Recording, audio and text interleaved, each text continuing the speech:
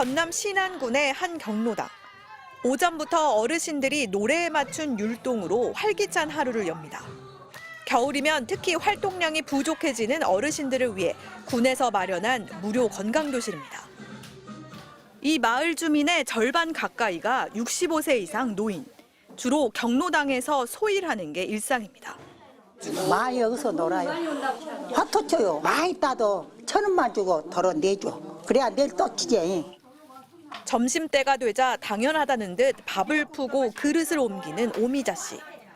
73살인 오 씨가 이곳 경로당의 막내입니다. 어른 잘 맛있게 드시면은 그것이 보람 있는 것 같고 좋아요. 막내로서 저희가 이제 힘이 단 데까지 열심히 우리 식구들 모시고. 천여 개의 아름다운 섬으로 이루어진 전남 신안군. 면적은 서울의 22배에 달하지만 급속한 고령화로 소멸을 걱정하는 처지입니다.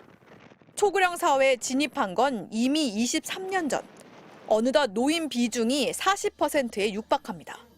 지난해 숨진 사람은 644명, 태어난 아기의 7.5배에 달합니다. 이러다 보니 군은 인구 유지에 사활을 걸었습니다. 주민 절대 다수인 노인 맞춤형 정책에만 전체 예산의 20%가량을 쓰고 있습니다. 이곳은 원래 자갈길이었습니다. 신안군은 어르신들의 보행 보조차 이동이 쉽도록 이런 마을 안길 163km를 아스콘으로 포장했는데요. 여기에만 6년 동안 국비 183억 원을 들였습니다. 하지만 먹고 사는 문제가 훨씬 급합니다.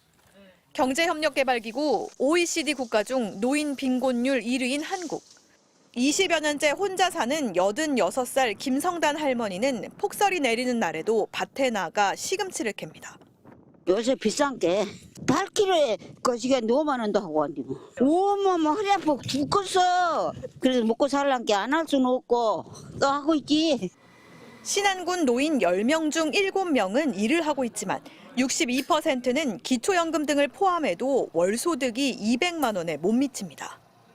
그래서 나온 묘수가 이른바 햇빛연금. 일조량이 풍부한 장점을 활용해 2021년 전국 최초로 신재생에너지 사업의 수익을 주민들과 나누고 있습니다. 비록 어렵지만 군에서 노후를 책임진다 하는 차원에서 지금 정책을 펴가고 있는 거죠. 저희들이 이제 햇빛연금, 바람연금 주면서 인구가 지금 줄지 않고 늘고 있어요. 기적 같은 일이죠. 이대로라면 50년 뒤 우리나라는 인구 2명 중 1명이 노인입니다. 노인 빈곤율 1위인 우리에겐 이미 경고등이 켜졌습니다. MBC 뉴스 공윤선입니다. 통계청에 따르면 지난해 기준 가구주가 65세 이상 고령자 가구는 565만 가구를 넘어선 것으로 나타났습니다. 이 중 37%인 213만 가구가 이른바 독거노인, 혼자 사는 가구였습니다. 특히 독거노인 10명 중 3명은 대화할 상대가 전혀 없어 고립감을 느끼는 것으로 나타났습니다. 혼자 사는 노인의 3분의 1은 몸이 아파 집안일을 부탁할 사람이 없었고 10명 중 7명은 큰 돈을 빌릴 사람이 없는 것으로 나타났습니다. 고령자 중 절반 가까이는 자신의 소득에 만족하지 못했고 노후 준비가 안 됐다는 응답도 절반을 넘었습니다. 노후 준비 방법으로는 국민연금을 꼽았는데 수급액은 58만 원 정도로 조사됐습니다. 전체 고령자 가구의 순자산액은 4억 5천여만 원으로 부동산이 자산의 대부분을 차지했습니다. 평균 자산은 늘어나고 있지만 은퇴 이후 소득 불평등 지수와 상대적 빈곤율은 나빠지고 있는 것으로 나타났습니다. 고용률은 37%로 한 해 전보다 소폭 나아졌지만 단순 업무 비중이 가장 많았습니다. 한편 지난해 기준 전체 교통사고는 19만 8,300건으로 이 중 5분의 1은 65세 이상 고령 운전자가 된 것으로 조사됐습니다. 특히 교통사고로 인한 사망자 중 30%가 고령 운전자가 낸 사고로 숨졌습니다. 사고 비중은 65세에서 69세 사이가 가장 높았습니다.